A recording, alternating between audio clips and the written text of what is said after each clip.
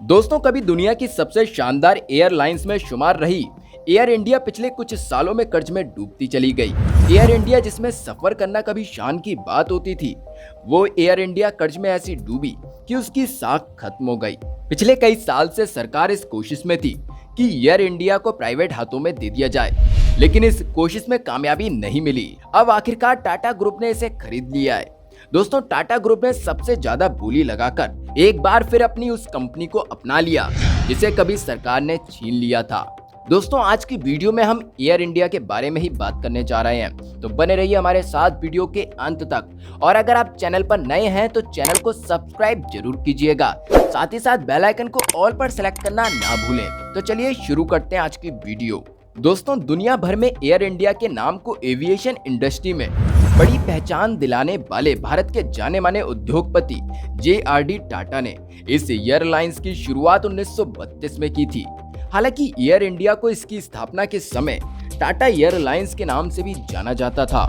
1929 में JRD टाटा देश के पहले कमर्शियल पायलट बने थे और उन्हें इसी वजह से भारत में सिविल एविएशन का पितामह माना जाता है। आप इसे JRD टाटा का जुनून ही कह सकते हैं कि टाटा एयरलाइंस के शुरुआती दौर में इसका संचालन मुंबई के जुहू के पास स्थित एक मिट्टी के मकान से किया जाता था। दोस्तों, ये JRD टाटा की बेहतरीन सोच और दूरदर्शिता की वजह से टाटा एयरलाइंस ने कभी पीछे मुड़कर नहीं देखा। द्वितीय विश्व युद्ध के बाद इसे एयर इंडिया का नाम दिया गया। वहीं देश के आजाद होने के बाद भारत सरकार ने एयर इंडिया की 49% हिस्सेदारी का अधिग्रहण कर लिया।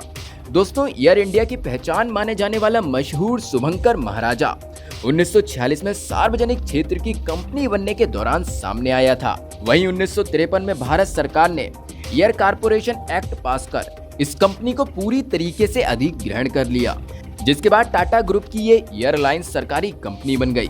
JRD टाटा को नेहरू सरकार के इस फैसले से धक्का लगा था, लेकिन JRD के अनुभव का इस्तेमाल करने के लिए जवाहरलाल नेहरू ने उन्हें एयर इंडिया का चेयरपर्सन बना दिया। दोस्तों, JRD टाटा पर लिखी गई किताब में बताया गया है कि वो एयर इंडिया को अपनी माशूका की तरह बेहद प्यार करते थे।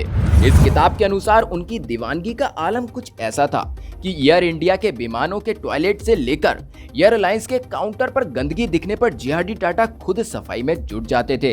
एयरलाइंस के स्टाफ के ड्रेस से लेकर हेयर स्टाइल तक JRD टाटा की दिलचस्पी रहती थी। दोस्तों, जवाहरलाल नेहरू के बाद PM बनी इंदिरा गांधी के साथ भी JRD टाटा के कई मतभेद रहे, लेकिन इस दौरान भी वो एयर इंडिया के अध्यक्ष बने रहे। लेकिन 1977 में JRD टाटा को एयर इंडिया से बर्खास्त कर दिया गया। दोस्तों, कई दशकों तक फायदे में चलने वाली एयर इंडिया को पहली बार घाटे का सामना 2001 में करना पड़ा। वहीं 2007 में एयर इंडिया में इंडियन एयरलाइंस का विलय कर दिया गया। इस विलय के वक्त दोनों एयरलाइंस का संयुक्त घाटा 770 करोड़ रुपए था। दोस्तों, विलय के बाद अगले साल ही एयर इंडिया का घाटा 2226 करोड़ रुपए पहुंच गया और धीरे धीरे ये बढ़ता चला गया। और 2009 में घाटे की भरपाई करने के लिए एयर इंडिया ने अपनी फ्लीट में शामिल 3 एयरबेस 300 और एक बोइंग 747 को बेच दिया था।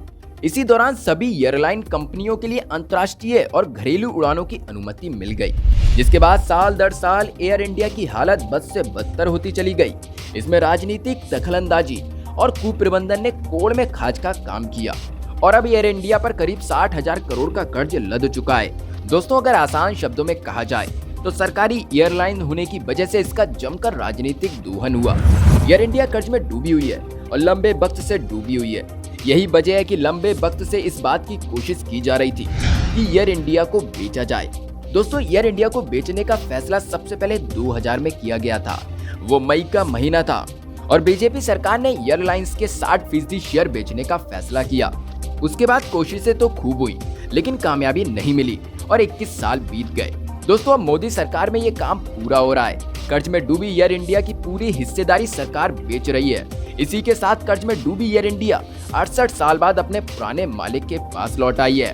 दोस्तों, टाटा सन्स ने एयर इंडिया के लिए सबसे ज्यादा 18,000 करोड़ रुपए की बोली लगाकर उसे एक बार फिर अपना बना लिया है। दिसंबर 2021 में कंपनी का स्वामित्व टाटा सन्स के पास चला जाएगा। कंपनी में लोगों का रोजगार बना रहेगा। दोस्तों, एयर इंडिया की घर वापसी के बाद टाटा सन्स के चेयरमैन रतन टाटा ने भी अपनी खुशी का इजहार किया। उन्होंने लिखा कि वेलकम बैक एयर इंडिया। उसके आगे एक फ्लाइट के इमोजी के साथ घर का इमोजी भी ट्वीट किया। इसके साथ में जेआरडी टाटा की एक पुरानी तस्वीर भी ट्वीट की, जिसमें उनके पीछे एयर इंडिया के विमान से कुछ एयर होस्टेस उतरती हुई नजर आ रही हैं। दोस्तों, एयर इंडिया और एयर इंडिया एक्सप्रेस की कमान अब टाटा ग्रुप के हाथ में आएगी। एयर इंडिया और उसकी सहायक company air India express limited की 100% हिस्सेदारी टाटा सन्स को मिलेगी। एयर इंडिया और एयर इंडिया एक्सप्रेस के बेड़े में 146 विमान हैं। इनमें से 82 विमानों का मालिकाना हक एयर इंडिया के पास है। एयर इंडिया की कुल संपत्ति की अगर बात करें तो वो 26,060 करोड़ रुपए है। सरकार को इस डील में 2,700 करोड़ रुपए का कैश मिलेगा। दोस्तों, इसी के साथ हम आपको बता दें कि सरकार टाटा ग्रुप को एयरलाइंस की जिम्मेदारी 4 महीनों में देगी।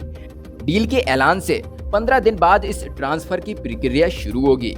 दोस्तों, चलिए अब हम आपको ये बता देते हैं कि एयर इंडिया में काम करने वाले कर्मचारियों का क्या होगा।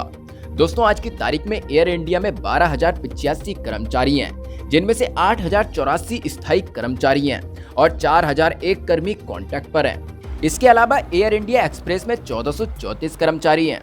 ये सभी कर्मचारी टाटा के हो जाएंगे।